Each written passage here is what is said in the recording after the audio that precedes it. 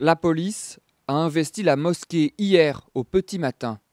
Une perquisition suivie d'une fermeture immédiate. Pas vraiment une surprise pour le maire.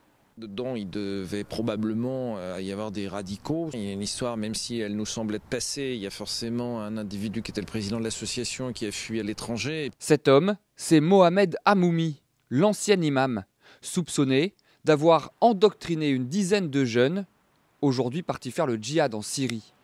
Ce prédicateur radical a quitté la France en janvier et le nouveau responsable des lieux l'assure, depuis, tout a changé. C'est le passé qui sont jugés, pas le travail que nous avons mené depuis les 8 mois qu'on est responsable de cette association. Mais la police n'est pas de cet avis. Certains fidèles continueraient de prêcher un discours pro-djihad. 9 d'entre eux ont d'ailleurs été assignés à résidence. C'est le cas de ce jeune homme qui ne comprend pas. On parle de relations avec des vétérans djihadistes. Sur ces personnes, l'une a déménagé, l'autre ne fréquente plus la mosquée depuis un petit moment déjà. Qu'on me prive de mes libertés parce que je connais des personnes, je trouve que c'est un peu léger en fait. La mosquée de Lagny restera fermée jusqu'à la fin de l'état d'urgence. La semaine dernière, 2 autres mosquées avaient déjà subi le même sort, à Lyon et en région parisienne.